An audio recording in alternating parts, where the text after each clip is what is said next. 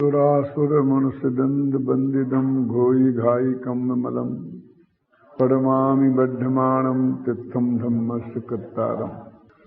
सार परमागम का गे तत्व प्रज्ञापन अधिकार चल रहा है, जिसमें सामान्य गे की बात हुई। अब विशेष गे की चर्चा आरंभ है। 127वीं गाथा से लेकर 144वीं गाथा तक एक विशेष गे अधिकार का प्रकरण है। इसकी जो विषय वस्तु है वो अपेक्षाकृत बहुत सामान्य है और उससे थोड़ा भी धर्म में जो रुचि रखते हैं ऐसे जैन दर्शन के जो लोग हैं उनको उसकी सबकी जानकारी है। फिर भी क्योंकि इसमें जीवादिक 6 द्रव्यों का वर्णन है, तो जो पंचास्तिकाय का विषय है, जो द्रव्य संग्रह में पढ़ाया जाता है, छेड़ाला में पढ़ा है, तत्वा सूत्र में पढ़ा है, जो और ग्रंथों में हमने पढ़ा है, वही विषय वस्तु प्रकारांतर से इन 16-17 गाथाओं में है। लेकिन जो प्रवचनसार की विशेषता है कि इसको गे पदार्थों को उन्होंने कई भागों में बांटा है।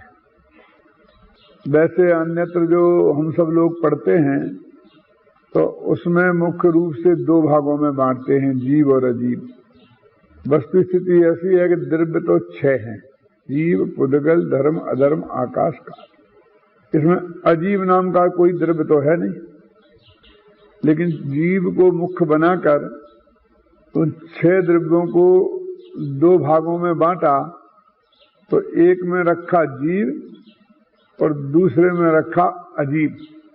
तो जीव तो अकेला एक रह गया एक ग्रुप में, और बाकी के जितने 5 हैं वो अजीब के ग्रुप में चले गए। इस तरह से जीव और अजीब 2 प्रकार के द्रव्य हैं।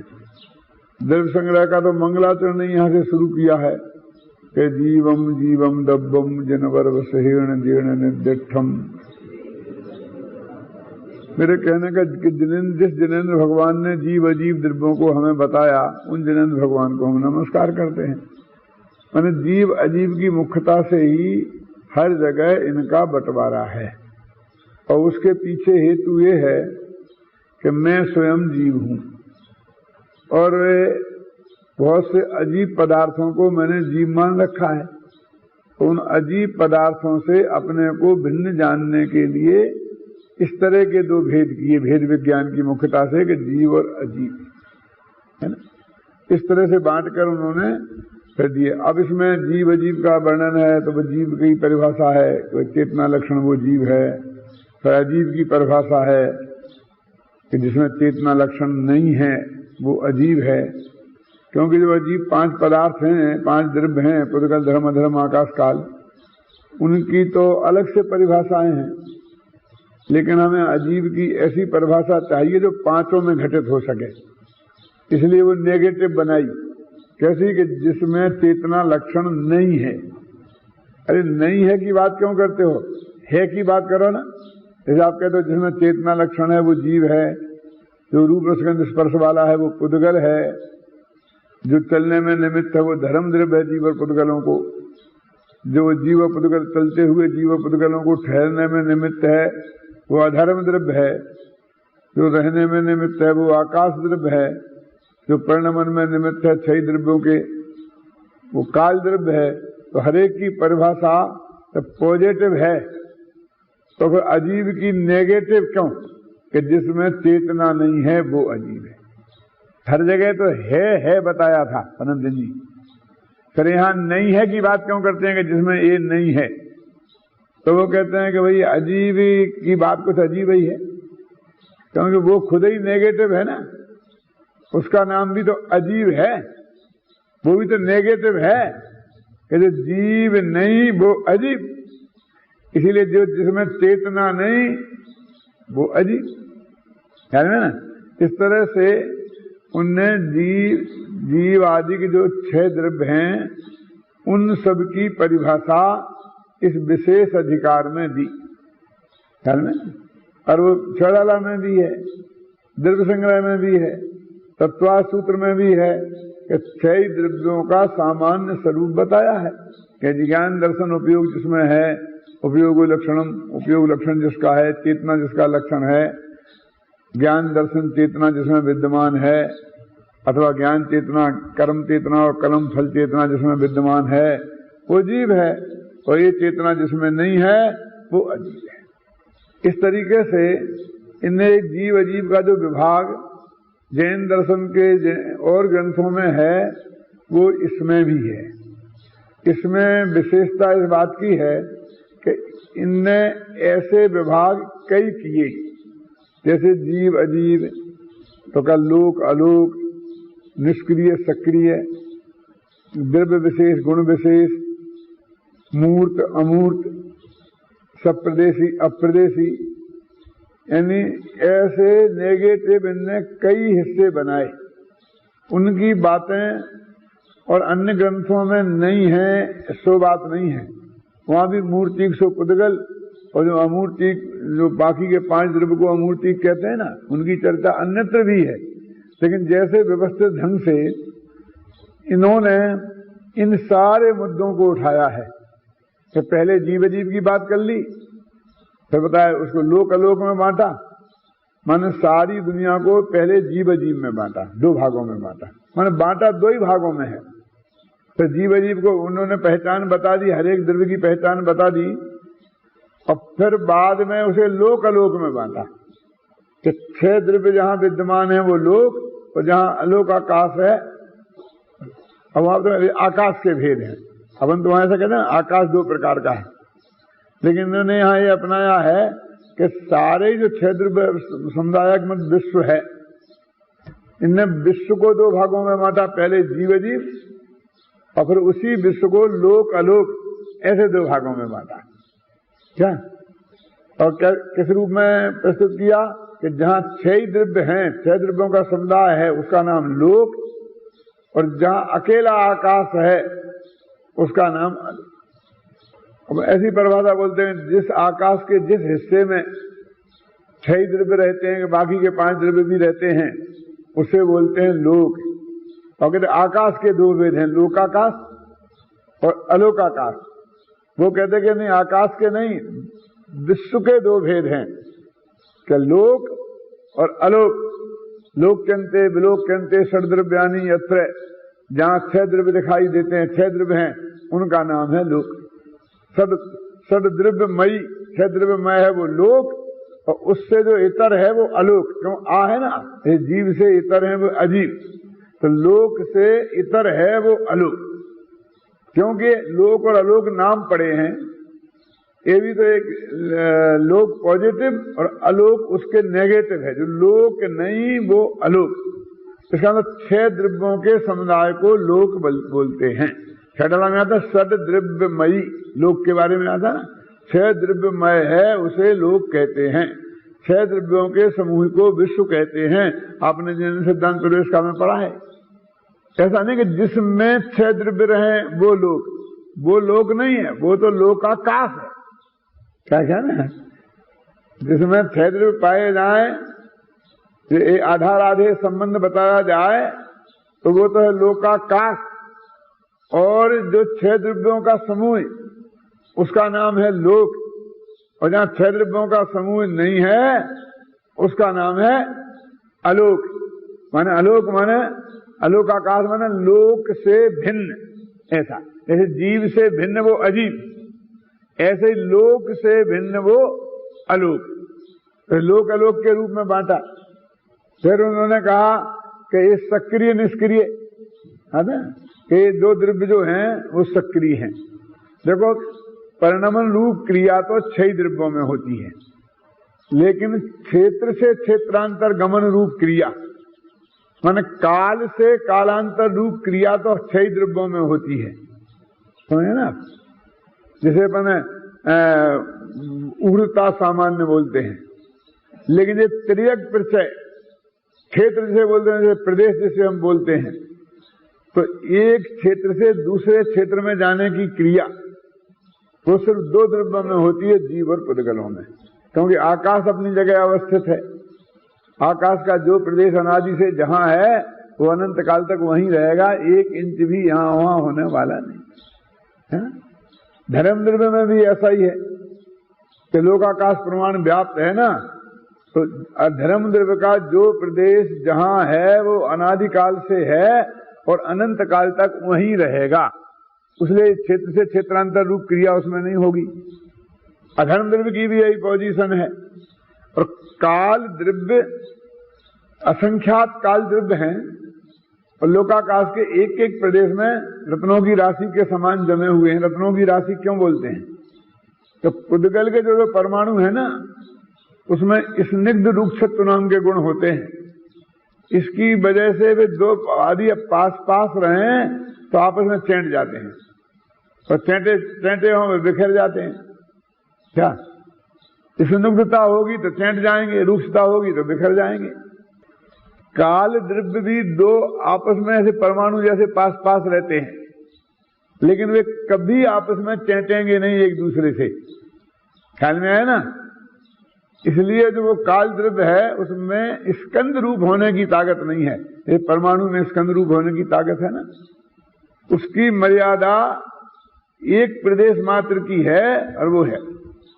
लेकिन जो काल, जैसे कि आकाश द्रव्य है वो तो पूरी दुनिया में छाया है, तो वो जाएगा तो कहां जाएगा? ऐसे धर्म द्रव्य अलोकाकाश में तो जा नहीं सकता है, और पूरे लोकाकाश में तो एकदम पूरी तरह से फैला हुआ खचित है, तो हिलेगा तो कहां को हिलेगा? समझे ना? जैसे कि एक ने अपने एक बर्तन में कोई चीज ठसाठस भर दी तो उसे हिलने की गुंजाइश ही नहीं है। आप ले लोगे डिब्बे में बैठे हैं तो हिलते हैं, डुलते हैं, लेटरिन बाथरूम जाते हैं, लेकिन वो ऐसे भर दिए जैसे कि अपन कोई चीज को ठसाठस कि वहां हिलने की गुंजाइश ही नहीं है। तो धर्म द्रव्य को कहां हिलने की गुंजाइश है? धर्म द्रव्य को कहां है? लेकिन काल द्रव्य तो इतना छोटा है कि एक प्रदेश में है, और आकाश के प्रदेश तो अनंत है। और मान लो लोकाकाश के बाहर नहीं जाता है तो लोकाकाश में तो आराम से घूमे फिरे। तो वो भी कहते हैं कि आकाश के एक एक प्रदेश में रत्नों की राशि के समान खचित है। तो रत्नों की राशि के कहने का, रत्नों की राशि जैसे कि अपन हार में जड़ देते हैं, तो एक दूसरे के पास जड़ी हुई तो है, लेकिन एक दूसरे से वो चिपक नहीं गई। क्या एक दूसरे की जगह जाती नहीं है, अपना स्थान छोड़ के दूसरे के स्थान में जाता नहीं है, और दूसरों के स्थान का अपने में आता नहीं है। रत्नों की राशि का उदाहरण देकर के वो ये कहना चाहते हैं कि उनमें स्कंद होने की शक्ति नहीं है। ये बात इसमें कही है, प्रवचन सार में है, दूसरी जगह ये बात नहीं मिलेगी।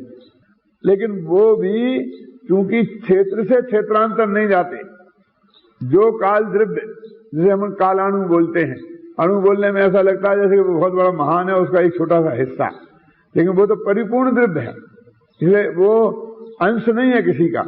तो काल द्रव्य जहां अनादि काल से जिस आकाश के प्रदेश में जो काल द्रव्य स्थित है वो अनादि से वहीं है और अनंत काल तक वहीं रहेगा, वहां से हिलने वाला नहीं है।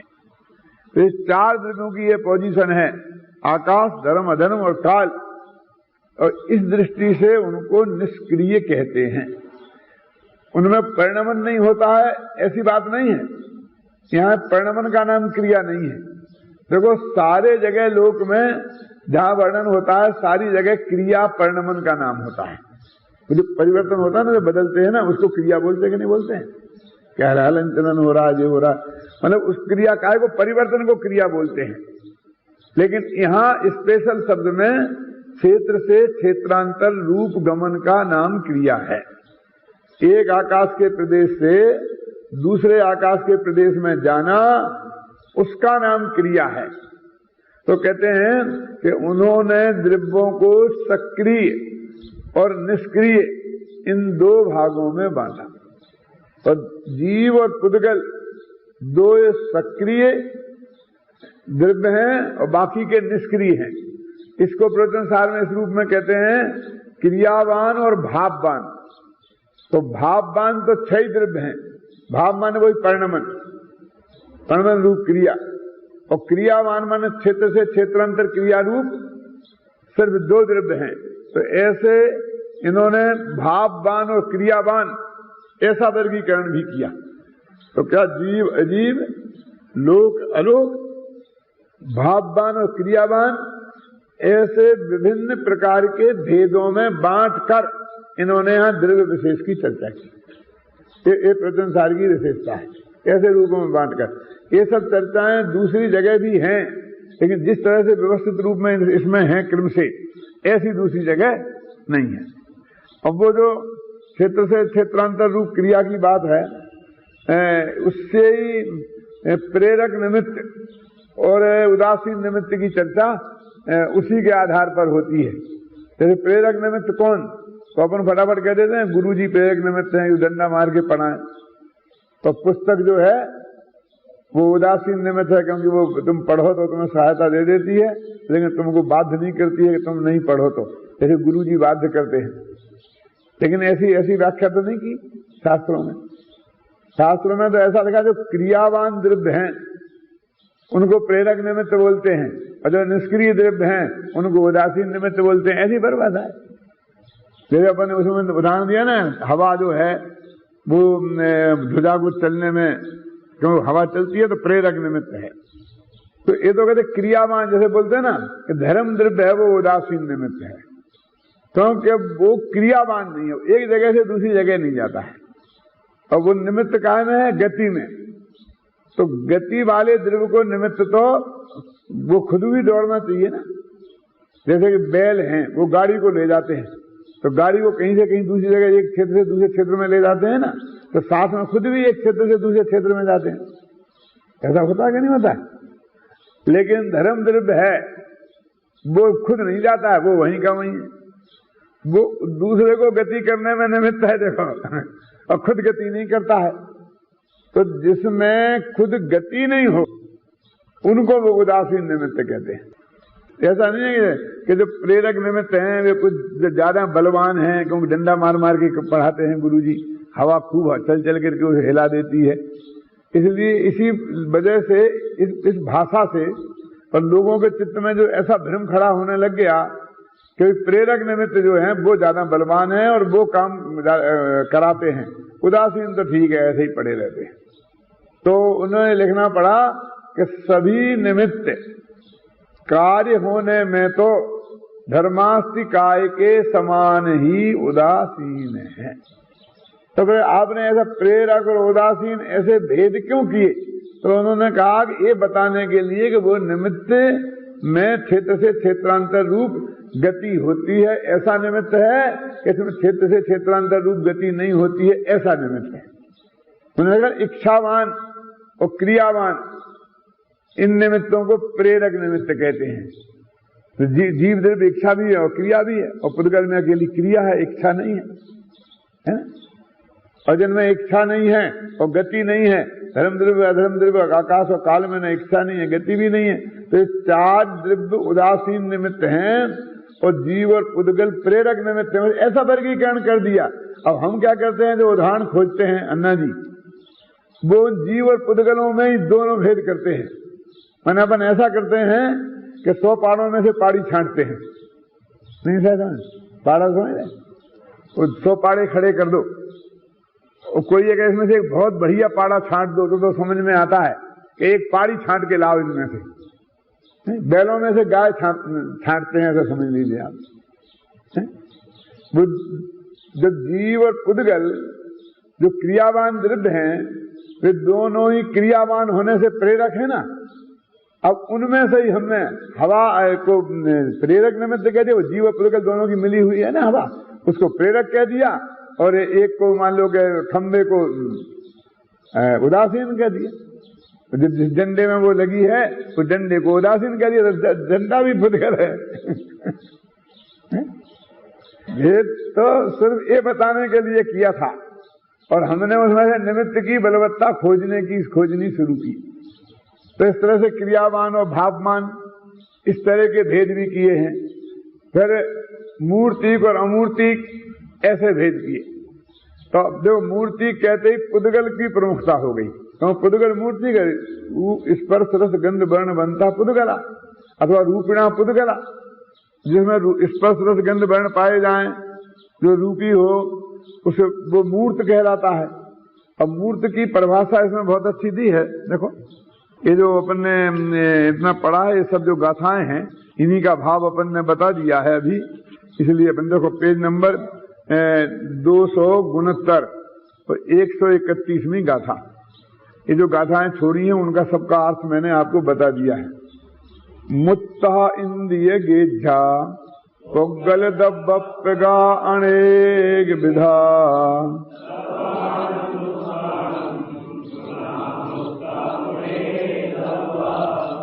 कहते मूर्त अमूर्त में हमने द्रव्यों का विभाग किया। तो मूर्त का अर्थ क्या है? तो उन्होंने अपनी पहचान के लिए कहा इंद्रिय गेझा, जो इंद्रियों से पकड़ में आए उसको मूर्त कहते हैं। देखो जान पकड़ता उसे जानता तो आत्मा ही है, इंद्रियां नहीं जानती, इंद्रियां तो जड़ हैं। लेकिन जिनके जानने में सूक्ष्म ज्ञान वालों को इंद्रियां निमित्त होती हैं, तो इंद्रिय गेझा, वो इंद्रियों के द्वारा ग्रहण किए जाते हैं। ऐसा क्यों बोला? सूक्ष्म ज्ञान के निमित्त वालों, केवल ज्ञान भी तो उनको बिना इंद्रियों के सीधे ही ग्रहण करते हैं। ऐसी कोई अनिवार्य थोड़ी है कि हम रूप को अकेली आंख ही से देख सकते हैं, और आंख नहीं हो तो नहीं देख सकते। केवली भगवान बिना आंख के रूप को देखते कि नहीं देखते हैं? तो लेकिन जिन संसारी जीवों को मूर्ति को और अमूर्ति का भेद बताना है, वे संसारी जीव रूप को आंख के माध्यम से ही जानते हैं। तो उनको पहचानने में सुविधा जल्दी बन जाए, इसलिए उसको उन्होंने कह दिया क्या कि मुत्तम इंद्रिय गेझा है ना, मुत्ता इंद्रिय गेझा। मूर्त किन्हें कहते हैं? जो इंद्रियों से पकड़ में आए। वास्तव में कहना तो यह चाहिए कि जिसमें रूप रसगंध स्पर्श पाए जाए, क्योंकि पॉजिटिव तो वो है ना, रूप रसगंध स्पर्श है जो उनमें। अब इनने तो अपन ने अपनी तरफ से बात कही, क्यों? उसको रूप को रूपी की तरफ से बताना चाहिए ना। रूप का लक्षण रूपी पदार्थ में मिलेगा ना, तो लक्षण ऐसा होना चाहिए ना जो रूपी पदार्थ में मिले। वो तो हम में मिल रहा है, इंद्रियों से तो ग्रहण जीव करता है ना उन्हें। वो लक्ष्य, और लक्ष्य क्या है? मूर्त पदार्थ। तो लक्षण मूर्त में रहना चाहिए ना, मतलब लक्षण लक्ष्य में रहना चाहिए ना। तो लक्ष्य तो वहां है और लक्षण यहां, कि तुम्हारी पहचान के लिए सुविधा तुम्हें हो जाए, कि तुम्हें जो इंद्रियों के माध्यम से जितनी जानकारी हो रही है वो सब मूर्त पदार्थों की हो रही है। और मूर्त पदार्थ अकेला एक पुद्गल है, तो पुद्गल ही तुम्हारे जानने में आ रहा है। कि ये बात इसलिए जानना जरूरी है कि हमने इंद्रियों के प्रति बहुत उपकृत भाव हो गया है, हम कृतज्ञ हो गए हैं, और उनकी कृतज्ञता में हम बहुत दब गए हैं। नहीं कृतमारम साधवो विस्मरन्ति, किए हुए उपकार को सज्जन लोग भूलते नहीं हैं। कोई ने हमें जरा सा भी उपकार कभी किया हो तो जिंदगी भर याद रखते हैं ना, हम कृतज्ञ थोड़ी हैं। ये हमारे अंदर में भावना है, और हमने कोई ये दिमाग में जम गया है कि ये इंद्रियां हमें ज्ञान में बहुत बड़ी इन्होंने उपकार हम पर किया है। तो निमित्त उपकार शब्द आता भी है ना, ये इनने उपकार किया हमसे। तो कहते हैं कि ये पुद्गल को जानने में, मूर्त पदार्थ को जानने में इनने हमें बहुत उपकार किया है। आंख नहीं होती तो रूप दिखाई नहीं देता। देखो मैं आपको एक कहता हूं कि ये आप कल्पना करो इस बात के लिए कि जिसकी आंख नहीं है और हमारे आंख है, तो हम अपने को कितना भाग्यवान समझते हैं और उनको कितना अभागा समझते हैं। बहुत से लोग तो ये कहते हैं कि आंखें गई तो समझ लो जीवन गया, बस मर गए। मौत जैसा लगता है कि नहीं लगता है? क्या रहा? अब तो जिंदगी में कोई रस ही नहीं रह गया। तो ये इंद्रियों ने हमको ज्ञान में बहुत बड़ा सहयोग किया। ऐसा इंद्रियों का उपकार हमारे माथे पर बहुत है, और उससे हम कृतज्ञ हो गए, और कृतज्ञ होकर के अपने मन में ऐसा समझते हैं कि इन्होंने बहुत उपकार हमारा हमसे किया, क्योंकि इनने हमें ज्ञान में निमित्त हैं। ज्ञान को जानने में हमें बहुत, शास्त्र पढ़ने में कितने आंखों ने सहारा दिया है, कानों ने प्रवचन सुनने में हमें कितना सहारा दिया है। तो इस तरह से इनके प्रति हम बहुत ही कृतज्ञता ज्ञापन करते हैं। तो इसके लिए उन्होंने यहाँ बताया कि भाई इंद्रिय ज्ञान तो ज्ञान नहीं है, क्योंकि अपने तो बाल बोध पाठमाला भाग 3 में लिखा है कि इंद्रिय ज्ञान तुच्छ है, क्योंकि वो आत्मा के जानने में निमित्त भी नहीं है। वो एक तो उपादान तो है ही नहीं, जो असली कारण तो वो है ही नहीं। पुद्गल के जानने में भी निमित्त ही है, वहां भी उपादान तो नहीं है, लेकिन वो पुद्गल के जानने में है, आत्मा के जानने में नहीं है ना। और हम अनंत काल से इस संसार में आत्मा को नहीं जानने की वजह से रख रहे हैं। मुख्य रूप से गौण रूप से तो जो वस्तु का स्वरूप है वो पूरा नहीं जानते हम, जीव अजीब सबका, इसलिए रख रहे हैं। समय सार में ये गाथा है कि जो जीव को नहीं जानता है वो अजीब को भी नहीं जानता, ऐसा है क्या नहीं?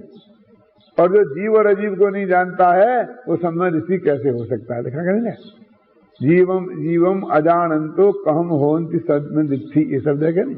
तो ऐसा नहीं लगा जो जीव को नहीं जानता है वो सम्यक ऋषि कैसे हो सकता है, ऐसा क्या लगा? देखा ना, जो जीव को नहीं जानता है वो अजीब को भी नहीं जानता है, और जो जीव और अजीब दोनों को नहीं जानते हैं वो सम्यक ऋषि कैसे हो सकता है? क्यों? तो अजीब को जानना क्या नहीं जानना? तो कहते इसमें अनेकांत है कि ये जीव नहीं है इतना जानना, ऐसा जानना, और उसकी डिटेल जानो तो ठीक और ना जानो तो ठीक। अब इसको जानना कहें कि नहीं जानना कहें, बोलो निहाल देवी। तो ये मैं नहीं हूं इतना जाना ना, ये जाना कि नहीं जाना? ये तुम्हें दिखा कि नहीं दिखा? नहीं तो कैसे कह रहे कि ये मैं नहीं हूं?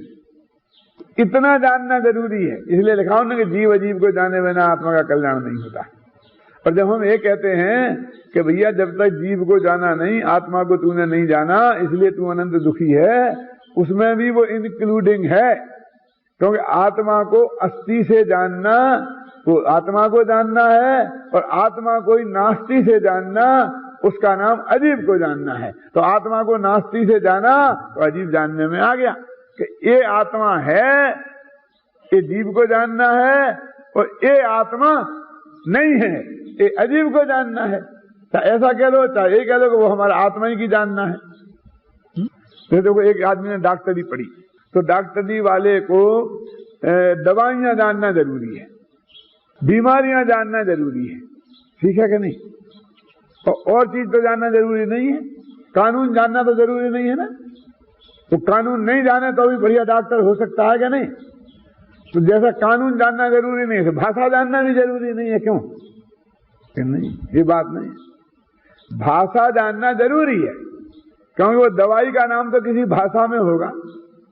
कानून के जानने में और भाषा के नहीं जानने में फर्क है।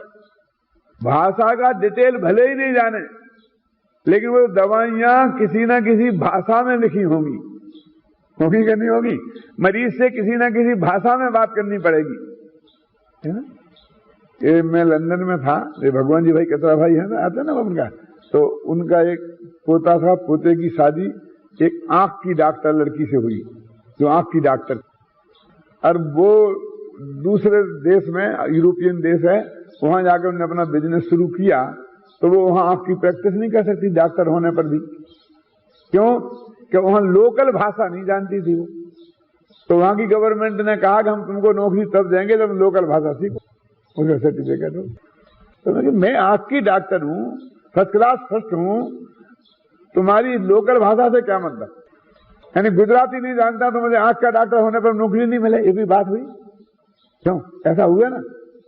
तो उन्होंने कहा कि जो मरीज आते हैं वे गुजराती के अलावा कुछ जानते नहीं ना, दिक्कत तो है। जहां तुम्हारे गांव में नियुक्ति करी, वो सब महिलाएं और पुरुष आते हैं, वो उसी भाषा में बात करते हैं, दूसरी भाषा वो जानते नहीं है, तो उन मरीजों से कांटेक्ट तुम कैसे करो? अंग्रेजी जानना मान लो इसलिए जरूरी है कि दवाइयों की किताबें, दवाइयों के नाम अंग्रेजी में है, और वह लोकल भाषा जानना इसलिए जरूरी है कि मरीज तो लोकल भाषा से बात करेंगे कि नहीं करेंगे। अब मोटे तौर से तो यही कहेंगे कि डॉक्टर को तो बीमारियों का ज्ञान होना चाहिए और दवाइयों का ज्ञान होना चाहिए, और चीजों का ज्ञान हो तो ठीक और ना हो तो ठीक, लेकिन और चीजों के ज्ञान में कानून का ज्ञान हो तो ठीक और ना हो तो ठीक, बिल्कुल भी नहीं हो तो चलेगा। समझ गए ना आपके में ना? लेकिन वो भाषा का ज्ञान चाहिए कि नहीं चाहिए? ऐसे ही जीव को एक कॉमन कथन है, कौन सा? कि आत्मा को कल्याण करना है तो आत्मा को जानो इतना ही पर्याप्त है कि नहीं? आत्मा को, पुद्गल को जानना की जरूरत तो नहीं है? नहीं, जरूरत नहीं है। देह से भिन्न भगवान आत्मा है जानना जरूरी है कि नहीं?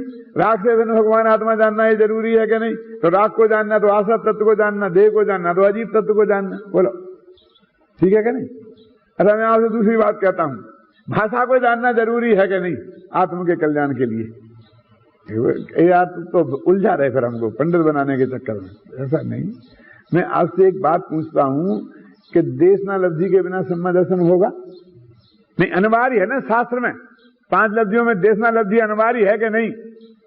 तो देशना लब्धि किसी भाषा में होगी कि नहीं होगी? बोला गुरुजी हमें समझाएंगे तो किसी न किसी, हिंदी में, संस्कृत में, गुजराती में, किसी में भी समझाएं, लेकिन आत्मा को जो गुरु समझाएंगे, चाहे हम पढ़ के शास्त्र में पढ़ेंगे तो वो लिखा तो किसी भाषा में होगा, बोलेगा तो कोई भाषा में, चाहे वो साक्षरी हो चाहे वो निरक्षरी हो, चाहे वो शेर को समझाया वो मुनिराजों ने, तो भी शास्त्र में रखा के उससे मुनिराजों ने कहा कि हे मृगराज तू तो ऐसा है महावीर होने वाला, जो कुछ भी उपदेश दिया वो किसी न किसी भाषा में दिया ना।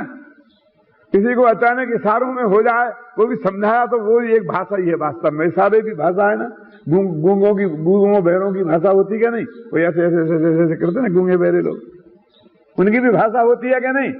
तो मेरे कहने का मतलब आत्मा के कल्याण के लिए अकेले आत्मा का ज्ञान जरूरी है कि भाषा का भी जरूरी है? बोला तो हमने लिखा अकेला आत्मा जानो और कुछ नहीं जानो, वो सही लिखा, वो मुख्य रूप से बात है। जब गौण से बारीकी में जाएंगे तो वो सब धीरे धीरे ये सब बातें भी आ जाएंगी।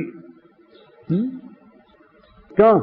तो साहब हमारी बारात आएगी तो आपको और स्वागत बढ़िया होना चाहिए, कम से कम 5 प्रकार की मिठाइयां बनना चाहिए, भोजन में 5 प्रकार की मिठाइयां बनना चाहिए कि साहब और भी जो कुछ बता दो, जो जो आप कहो वो बनना चाहिए, वो सब हम बनाएंगे, हमें कोई कमी नहीं है, बस आप हमको मार्गदर्शन चाहिए कि नहीं बस 5 मिठाइयां बना देना तो और कोई बात नहीं, 5 मिठाइयां 5 से कम नहीं होना। क्यों? कि ठीक है, हमारे यहाँ पे 55 57 ऐसा चलता था, तो 5 मिठाइयां बना दी, पानी नहीं रखा था क्योंकि आपने मिठाई में कहा था पानी तो है नहीं, तो पूरी नहीं रखी और सब्जी नहीं रखी। क्यों साहब क्या होगा कि आपसे हमने 6 दफे पूछा था कि और जो जो रखना वो सब बता दो, पान नहीं रखा, सुपारी नहीं रखी, इलायची नहीं रखी, लौंग नहीं रखी। क्यों?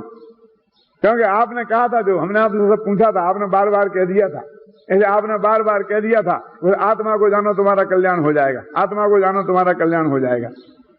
और अब तुमने हमारे लिए तत्वासूत्र रख दिया, समय साथ रख दिया, वचन सुनना अनिवार्य कर दिया, लक्ष्य कॉम्बी रख दी, परीक्षा मक रख दिया, ये चक्कर नहीं चलेगा। क्यों? क्या है कि अभी भी ये कहेंगे कि आत्मा का कल्याण करने के लिए आत्मा को जानना जरूरी है, और कुछ नहीं जानो, जानो तो ठीक और ना जानो तो ठीक। लेकिन जब समझाने बैठेंगे, ख्याल में है ना, हैं तो एकदम धड़ाधड़ संस्कृत में बोलने लग गए, तो वो मेढे की भांति आंखें फाड़ फाड़ के देखेंगे। क्यों? कि ये क्या बोल रहे हैं, ये क्या बोल रहे हैं, ये क्या बोल रहे हैं, ये समझ में नहीं आता। तो फिर या बेई गुरुजी मिलेश भाषा को जानने वाले या कोई दूसरे, उनको समझाना पड़ेगा कि नहीं समझाना पड़ेगा उसकी भाषा में? तो इसलिए कहते हैं कि उन्होंने उसको मूर्त और अमूर्त के भेद में डाला। तो इन 6 द्रव्यों का बंटवारा कैसे किया? जीव और अजीव में किया, लोक और अलोक में किया, क्रियावान और भाववान में किया, और काय में किया? मूर्त और अमूर्त में किया। ऐसे जो लोक के जो 6 द्रव्य हैं, उन सारे द्रव्यों को उन्होंने मूर्त और अमूर्त में भी बांटा। और उन्होंने कहा मूर्त क्या है? क्यों? तो इंद्रिय गेज्झा, जो इंद्रियों के द्वारा ग्रहण किए जाएं वो मूर्त हैं। ख्याल में है ना? मूर्त कौन है? कि जो इंद्रियों के द्वारा ग्रहण किए जाएं वो मूर्त हैं। उन्होंने एक परिभाषा बनाई। तो इसका मतलब ये नहीं कि बिना इंद्रियों के द्वारा ग्रहण नहीं करा, वो तो अतिव्याप्ति दोष हो गया, क्योंकि सिद्ध भगवान जो हैं वो उनको बिना इंद्रियों के ग्रहण करते हैं। अरे भाई, वो अतिव्याप्ति अव्याप्ति को हमें न्याय शास्त्र में रखो। ये बात हम इसलिए बता रहे हैं कि तुम्हारी समझ में आ जाए कि जो तुम्हें इन चक्षु आदि इंद्रियों से दिखाई दे रहा है वो सब पुद्गल है, वो आत्मा नहीं, वो तू नहीं, वो मैं नहीं। तो क्या मुत्ता इंद्रिय गेजा पुद्गल डब्बा प्रकार की विधा, जो इंद्रियों के द्वारा ग्राही मूर्त पदार्थ है वो पुद्गल द्रव्य है और वो अनेक विधा, वो अनेक प्रकार का है। देखो अब अनेक प्रकार का है और इसमें फिर आगे बड़ी बड़ी बहस की है। ये लंबी लंबी टीका है ना संस्कृत में, इसमें मालूम क्या बहस की है कि तुम कहते हो इंद्रिय गेज जो है, तो एक तो मैंने बोला शुद्ध भगवान बिना इंद्रिय के ग्रहण करते हैं, और वो कहते हैं परमाणु है वो इंद्रियों के द्वारा पकड़ में नहीं आता, फिर वो पुद्गल नहीं होगा। जो स्कंद है वो पुद्गल में होगा, वो पकड़ में आता है, परमाणु नहीं आता। परमाणु बहुत सूक्ष्म है तो अपनी चक्षु इंद्रिय से पकड़ में नहीं आता। ये सब बहस की है। तो उन्होंने कहा कि भाई वो तो सूक्ष्मता से हमारे नहीं आता होगा पकड़ में, लेकिन वही परमाणु जब अनेक परमाणु मिलके स्कंद बन जाते हैं तो वो हमारे पकड़ में आते हैं। इसका मतलब उस परमाणु में भी वो चीज विद्यमान है जो इंद्रिय के द्वारा पकड़ी जा सकती है। वो तो हमारी इंद्रिय विशेष का डिफेक्ट है, क्या वो उतनी छोटी चीज को नहीं देख सकता। आंखें सुई का छेद आंख से देखने में आता है, अब कोई क्या मुझे तो नहीं दिखता है, तो तेरे हिसाब से फिर ऐसा माना जाएगा कि सुई का छेद आंख से देखने में नहीं आता है, तू चश्मा लगवा ले और क्या करे। तो वो कहते हैं ऐसी सब बहस की है कि भले ही वो बहुत से पुद्गल हवा का पुद्गल है, वो चक्षु इंद्रिय से देखने में नहीं आता, रूप तो उसमें है ना, हवा में रूप है लेकिन चक्षु इंद्रिय से देखने में नहीं आता। तो इसलिए आप एक कैसे कहते हो कि सारा पुद्गल है वो इंद्रियों के द्वारा ग्रहण होता है। तो वो सारी बहस करके उन्होंने ये बात सिद्ध की है कि नहीं नहीं, उसमें वो बात है कि इंद्रियों के द्वारा वो ग्रहण करने में आता है, वो सब पुद्गल है। इस तरह से इसमें इसकी चर्चा करने के बाद में और भी कई तरीके से शब्द है, तो उन्होंने कहा शब्द है तो वो गुण है कि पर्याय है, क्योंकि रूप भी गुण है ना, जो चक्षुंदी से स्पर्श गुण है, स्पर्श इंद्रिय के द्वारा पकड़ा जाता है। तो रस गुण है, रसना इंद्रिय के द्वारा जो पकड़ में आता है। घ्राण मन गंध भी गुण है और रूप भी गुण है, लेकिन शब्द को अपने यहाँ पुद्गल द्रव्य की पर्याय कही है। और दूसरे धर्म वाले उसे आकाश का गुण कहते हैं। वैसे से पुद्गल द्रव्य जो शब्दों को आकाश का गुण कहते हैं। आज के वैज्ञानिक भी बहुत ऐसी बातें करते हैं कि वो आकाश में ऐसी ताकत है आकाश में, जो कुछ भी होगा। तो यहाँ ये सिद्ध किया है कि नहीं, तो उन्होंने कहा पुद्गल के उसे गुण क्यों नहीं कहते, जब ये सब गुण है तो उसे गुण क्यों नहीं कहा। तो उनका गुण तो त्रिकाली होते हैं, कादाचित के नहीं होते हैं, कभी हो और कभी नहीं हो। और ये जो शब्द हैं ये कादाचित के हैं, कभी होते हो कभी नहीं होते। जो अपन ने बोला तो अभी आवाज है और थोड़ी देर बाद में ठंडी हो जाएगी। पर्याय का लक्षण है कादाचित के, माने कभी होना और कभी नहीं होना, ये पर्याय का लक्षण है। और सदा होना एक गुण का लक्षण है। तो इसमें गुण का लक्षण नहीं पाया जाता, इसलिए तो ये पर्याय है। फिर वो कहते हैं कि इसमें तो हमको कोई रूप रसगंध स्पर्श देखने में आता नहीं है। तो यदि हम कहें कि रूप रसगंध स्पर्श यदि इसमें है तो हम इसे पकड़ लें, तो वो कहते हैं कि ये कर्ण इंद्रिय के द्वारा गोचर है, कर्ण इंद्रिय से पकड़ने में आता है, इसलिए इंद्रिय गेज्झा ये परिभाषा इसमें सही हो जाती है। क्या इंद्रिय गेज्झा इंद्रियों के द्वारा ग्रहण करने में आता है, इसलिए ये पुद्गल है, इसलिए ये मूर्ति है। तो मूर्ति की परिभाषा है कि इंद्रिय गेज्झा, जो इंद्रियों के द्वारा ग्रहण करने में आए। ये जो मैं आपको सामान्य बातें बता रहा हूँ, ये बहुत सी बातें आप लोग सब जानते हैं, लेकिन अब ये तो वे भी जानते थे। कौन? कुंदाचार्य जी, क्योंकि वो तो बार बार मुनियों को संबोधित करते हैं, तो उनके मुनि जो शिष्य हैं वो सामान्य से क्षत्रियों का स्वरूप नहीं जानते होंगे ना, जानते होंगे। फिर भी वो कहते हैं कि मुझको यदि व्यवस्थित ढंग से किसी वस्तु का प्रतिपादन करना है तो उसमें जो सरल बातें हैं वे भी कहनी पड़ेंगी और कठिन है वे भी कहनी पड़ेंगी, तब तो उसका वो सर्वांग विवेचन होगा। मैं सरल सरल कह दूं और कठिन छोड़ दूं तो भी अधूरा रह जाएगा। जो कठिन कठिन कह दूं और सरल छोड़ दूं तो भी अधूरा रह जाएगा। मैं द्रव्य सामान का वर्णन करूं तो उत्पाद व ध्रुव बताऊं, मैं असादृश अस्तित्व स्वरूपास्तित्व बताऊं और उसकी बारीकियों में जाऊं और क्या उसकी अपेक्षा द्रव्य 6 होते हैं, पुद्गल धर्म अधर्म आकाश काल, ये तो हमने पालभूत पाठमाला भाग 2 में ही पढ़ लिए थे, क्यों? और अब प्रवचनसार पढ़ रहे हो शास्त्री होने के बाद, और अब हमें तो वही बालभूत भाग 2 पढ़ा रहे हो, क्यों? ऐसा लग सकता है क्या? नहीं। और यही बात देखो, एक गे तत्व प्रज्ञापन में ये बालभूत पाठमाला 2 का विषय भी है और कठिन से कठिन विषय भी है, क्योंकि दोनों विषय जानना अनिवार्य है ना। इसलिए जब वर्णन करने हम बैठे हैं तो भले ही संक्षेप में करेंगे लेकिन वर्णन तो करेंगे, दोनों प्रकार का वर्णन तो किया ही जाएगा ना। इस तरह से क्या हम आपको बहुत से बहुत तत्व की आत्मा की गहरी बात बताना चाहते हैं तो भी हमको यहां से ही तो शुरू करना पड़ेगा कि देह देवल में विराजमान है पर देह से भिन्न है। तो देह से भिन्नता तो स्थूल बात है और केवल ज्ञान से सूक्ष्म है, लेकिन शुरू तो यहीं से करना पड़ेगा कि देह से भिन्न है, देह देवल में रहता है पर देह से भिन्न है, राग जिसमें है किंतु राग से भिन्न है। क्यों? तो हम 4 ही लाइन में सब कह दें कि देह देवल में रहे पर देह से जो भिन्न है, राग जिसमें किंतु जो उस राग से भी अन्य है, गुण भेद से भी भिन्न है, पर्याय से भी पार है।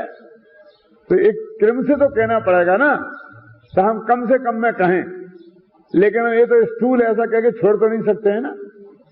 और पहले यदि ऐसा शुरू करें कि केवल ज्ञान से भिन्न है, फिर राग से भिन्न है, फिर देह से भिन्न है, फिर स्त्री पुत्रादिक से भिन्न है, तो क्या हो जाएगा? काव्य की भाषा में इसे क्रमभंग नामक दोष कहते हैं, मालूम? और इसके लिए जो अपने बिहारी कवि, बहुत बड़ा कवि माना जाता है, नाम तो सुना होगा ना, जिसकी सतसई है, एक किताब लिखी उसने बिहारी सतसई, जिसके बारे में कहा जाता है सतसैया के दोहरे ज्यों नावक के तीर, देखत में छोटे लगे घाव करें गंभीर। उन्हीं के जमाने में एक देव नाम का कवि हुआ, बिहारी और देव, और इनकी तुलना की गई तो तुलना में सैकड़ों किताबें लिखी गई, 500-500 पेज की। बिहारी बढ़ा के देव, और बिहारी ने सिर्फ 700 दोहे लिखे और देव की 72 किताबें हैं, और एक एक छंद भी सब मनहन कवित्व, माने 31 सवैया, एक लाइन में 21 अक्षर, ऐसी 4 लाइनें, उसका नाम 21 सवैया, लंबे लंबे छंद, और 72 किताबें लिखी। अरे सब लोगों का 99% लोगों का मत ये रहा कि बिहारी महान कवि है, क्योंकि इसमें अधिक से अधिक बात को कम से कम में कहने की ताकत है। लेकिन वो बिहारी का एक दोहा ऐसा है कि उसको हमेशा दोष के रूप में ही उदाहरण दिया जाता है। कौन सा दोहा? एक क्रमभंग नाम का दोष जो बनता है याद किसी को? कोई कोटिक संग्रह, कोई लाख हजार, वो संपत्ति रघुपति सदा विपत्ति विदारन हार। क्या कि कोई करोड़ों रुपया इकट्ठा करो, कोई लाखों करो, कोई हजारों करो, मेरे लिए कुछ नहीं चाहिए, मेरे लिए तो यदुपति हैं, श्री कृष्ण में हैं, वे ही मेरी संपत्ति हैं। कोई कोटिक संग्रह, कोई लाख हजार, वो संपत्ति यदुपति सदा विपत्ति विदारन हार। विपत्ति को दूर करने वाले यदुपति ही मेरी संपत्ति हैं। तो कहते देखो इतना बड़ा कवि ने इतनी बड़ी गलती की। ऐसा कहते कोई हजारों संग्रह, कोई लाखों करो और कोई करोड़, तो ऐसा क्रम कहना चाहिए, तो वो उल्टा कहता है। एक क्रमभंग नाम का दोष है। देखो जैसे हम आपसे कहें कि देखो साहब आपको तो हमारी संस्था की चंदा के लिए 1000 रुपया देना पड़ेगा, और 1000 नहीं दे सकते तो 1 लाख दे दो, और 1 लाख नहीं दोगे तो मैं 1 करोड़ से कम नहीं दूंगा। तो पागल माना जाएगा ना। तो क्रम एक है कि आपको 1 करोड़ देना पड़ेगा, 1 करोड़ नहीं दे लाख दो, लाख नहीं तो 1000 देने दो, नहीं 101 तो लेके ही रहूंगा। ऐसे क्रम में बोले ना, ऐसा बोलना चाहिए कि नहीं बोलना चाहिए? क्रम में कैसा बोलना चाहिए? तो ऐसे ही मैं देह नहीं हूं, मैं राग नहीं हूं, मैं सम्यक दर्शन नहीं हूं, मैं केवल ज्ञान नहीं हूं, एक कर्म होना चाहिए। लेकिन हम सब बिहारी जैसी गलती कर रहे हैं, सब वहां से शुरू करते हैं। क्या वो इसलिए कहते हैं कोई देशनालब्धि भी है, आत्मा की बात भी है, तो यहाँ पर मूर्तता इंद्रिय से ग्रहण हो गए, वो मूर्त है, और उसकी व्याख्या इन्होंने फिर आगे अच्छी विस्तार से की है, ख्याल में है ना, कई तरीके से। फिर सप्रदेशी और अप्रदेशी का भेद भी किया है इनमें। सप्रदेशी माने किस द्रव्य के कितने प्रदेश हैं, है ना, तो और उसको बोलते हैं नाड़ो, अणु के द्वितीयाधिक प्रदेश नहीं है, तो इसलिए उसको अप्रदेशी भी कहते हैं। तो ऐसा बोलते हैं काल द्रव्य एक प्रदेशी है, आकाश द्रव्य अनंत प्रदेशी है, जीव द्रव्य असंख्यात प्रदेशी है, धर्म द्रव्य असंख्यात प्रदेशी है, अधर्म द्रव्य असंख्यात प्रदेशी है ना। और पुद्गल केवल एक प्रदेशी है, और संख्यात प्रदेशी भी है, और असंख्यात प्रदेशी भी है, और अनंत प्रदेशी भी है, कि निश्चय से एक प्रदेशी है, और व्यवहार से स्कंद की अपेक्षा संख्यात असंख्यात और अनंत प्रदेशी भी है। तो ये सारी चर्चा किस द्रव्य के कितने प्रदेश हैं, वो सारी चर्चा ये इसमें प्रदेशी और अप्रदेशी इसका जो भेद किया है ना, उसमें इन्होंने ये चर्चा की है। ये 17 गाथाओं में इतनी विषय वस्तु जो मैंने अब आपको गिना दी, कहां से शुरू की थी, जीव और अजीब, और जीव अजीब में फिर 6 द्रव्य के नाम बताए। ये 5 अजीब द्रव्य हैं, पुद्गल किसे कहते हैं, धर्म द्रव्य किसे कहते हैं, अधर्म द्रव्य किसे कहते हैं, उनकी परिभाषाएं है ना, कि जीव पुद्गल को चलने में निमित्त, ठहरने में निमित्त, आकाश अवगाहन में निमित्त, काल वर्तमान में निमित्त, उनकी परिभाषा जीव अजीब के भेद में की। फिर उन्होंने उनको भेद क्या किया, बताया था ना कितने, फिर लोक अलोक के भेद किए, तो उनको समझाया। फिर निष्क्रिय और क्रियावान मतलब भाववान और क्रियावान का भेद किया, फिर गुण विशेष द्रव्य विशेष का भेद किया, फिर मूर्त अमूर्त का भेद किया, फिर सप्रदेशी अप्रदेशी का भेद किया। तो समझ लो इतने चीजों में बांट कर और इन्हें द्रव्य विशेष की चर्चा की। वास्तव में द्रव्य विशेष की चर्चा में वो सामान्य जानकारियां हैं जो अपने यहां बैठने वाले लोग हैं, उसमें 90% वो सारी जानकारियां जानते हैं। इसलिए अब मैं इसके बारे में ज्यादा चर्चा नहीं करूंगा। क्या ये द्रव्य विशेष अधिकार में एक ही दिन में समाप्त कर रहा हूं, और कल से ज्ञान गे विभागाधिकार, कहां से 245 है ना, क्या 145 गाथा से क्या चलेगा, ज्ञान गे विभागाधिकार है ना, 300 पेज नंबर 300। अथैवं गेय मुक्त्वा ज्ञान गे विभागेन आत्मानं निश्चयन् आत्मनो अत्यंत विभक्तत्वाय व्यवहार जीवत्व हेतु आलोच्यति। अब गे तत्व को कहकर, मतलब गे तत्व का उनने यहां बात खत्म कर दी। वास्तव में देखा, गे तत्व मुक्त्वा, यानी गे तत्व के बारे में जो कहना था वो हमने कह दिया। ज्ञान तत्व के बारे में कह दिया पहले अधिकार में, और इस अधिकार में कह दिया गे तत्व के बारे में। अब ये गे और ज्ञान में क्या फर्क है और उनके बीच में सीमा रेखा क्या है, इसकी चर्चा हम करेंगे। तो वास्तव में ये अधिकार इस दोनों के संदर्भ में है ना, इसलिए अलग होना चाहिए। लेकिन यहाँ गे तत्व में ही उन्होंने उसे गे तत्व महाधिकार में ही शामिल कर लिया, क्योंकि ये दोनों को कवर करता है। ये ज्ञान तत्व अधिकार को भी कवर करता है और गे तत्व को भी कवर करता है। और दोनों में क्या अंतर है, क्योंकि मैं ज्ञान तत्व हूं और मैं गे तत्व भी हूं, जानने लायक भी हूं। उसे आया था ना कल कि मैं इस गे तत्व में भी आत्मा की बात करते हो, जानने वाले आत्मा की बात करते हो, और ज्ञान तत्व में भी जानने वाले आत्मा की बात करते हो। तो तुम दोनों जगह एक ही आत्मा को क्यों घुसेड़ देते हो कि नहीं एक ही नहीं है। वो वहां पर जानने वाला के रूप में वर्णन है, और यहां वही आत्मा जानने में आने वाले के रूप में उपस्थित हुआ है। तो उसे जानने वाला क्यों कहते हो, क्योंकि वो जानने वाला है। वो जानने वाला है, हमें ऐसा जानना है, इसलिए वो गे है। वो जानने वाला है, इस रूप में गे है। और पुद्गल नहीं जानने वाला है, इस रूप में गए है। तो इस रूप में यहां वो उपस्थित हुआ है। ख्याल में है ना? जैसे एक आदमी है, एक अपने शादी का कारण आया, उस शादी के कारण में लड़के वाले की भी तरफ आया, लड़की वाले की तरफ से, दोनों ही अपने यहां से रिश्तेदारी थी, कहीं कोई ना कोई यहां से कुछ लगते थे, वहां से कुछ लगते थे। तो वो जब उधर से आए तो क्या आप कौन है? तब मैं लड़के का मामा हूं। क्या? तो उधर घुस गए दूसरी पार्टी में कि तुम कौन हो? कि मैं लड़की का दादा हूं। कहीं ना कहीं कुछ ना कुछ तो निकलता है ना कहीं से। तो मैं यहां दूसरी हैसियत से आया हूं इस तरफ, और उस तरफ में दूसरी हैसियत से आया हूं।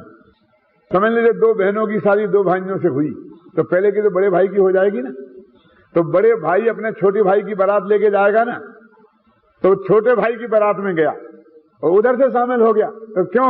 कि मैं अपनी साली की शादी में आया हूं। हो सकता है ना? तो दोनों पार्टियों में खड़ा है, तो दो हैसियत से खड़ा है। ऐसे ये भगवान आत्मा ज्ञान तत्व प्रज्ञापन में जानने वाले तत्व के रूप में खड़ा है, और ज्ञेय तत्व प्रज्ञापन में जानने में आने वाले के रूप में खड़ा है। और चूंकि स्वभाव उसका जानना है, तो जब वो जानने में आएगा तो ऐसे ही तो आएगा कि जो जानने में जो आत्मा आ रहा है वो आत्मा जानने वाला तत्व है। जानने वाला तत्व है, इसी रूप में तो आत्मा उसे जानेगा, क्योंकि उसमें जानने का जो गुण है इस रूप में जानता है। तो इस तरह से ज्ञान तत्व और ज्ञेय तत्वों को उक्त्वा माने कहकर अब इन दोनों के अंदर में भेद विज्ञान करने की मुख्यता से सारा कथन चालू होगा।